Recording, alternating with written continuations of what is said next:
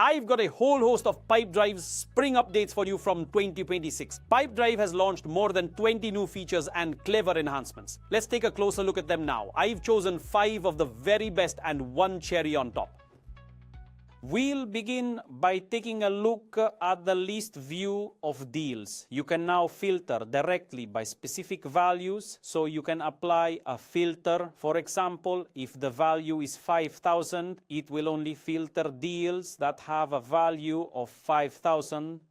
The second thing you're able to do at the list view level is to filter out specific deals, and then you can directly assign an activity to each of them. You have wanted this for a very long time because you wanted to assign activities directly to your sales representatives, for example, to deals that were unfortunately lost. Or for instance, here we filtered deals worth 5,000.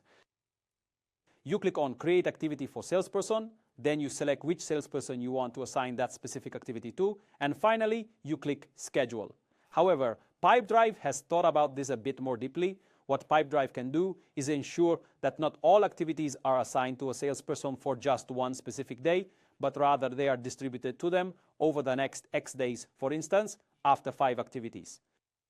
Thanks to this, the salesperson won't go crazy and will manage to handle those 5 activities. Activities are planned. The third very interesting feature is available within the Pipedrive inbox. Pipedrive can now filter your emails based on whether they have not yet received a reply. This means, for example, you can easily look at deals that you haven't responded to for 4 to 7 days. At that moment, you'll see all those emails, and you can immediately start working on them and replying to them. If we stay with those emails for a moment, we'll then move on to the report section. In our updated reports, you can now conveniently track the total count of all emails that have been successfully dispatched. Would you like to know precisely how many emails a specific user has sent out, or perhaps even how many they have personally received? Select a specific salesperson, and you'll see how many emails they've received or sent within a given period. And they don't necessarily have to send those emails only from Pipedrive. They can easily send them from their personal Outlook, from their inbox application, or even from their mobile phone.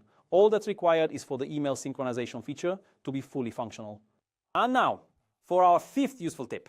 If we head over to the automation section, you'll find that you can now create a brand new splitter directly within your automation flows. How does it work? You add an if-else condition. This means if a certain event occurs, it will proceed along one specific path. However, if a different event occurs, it will then proceed along an alternative path. We add an if-else condition and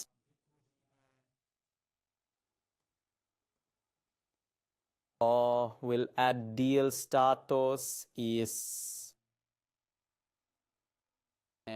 closed down 1. If it is marked as closed down 1, we will send an email, for example. If it is not closed by 1, meaning it is still open or has been lost, then an activity will be created, for instance.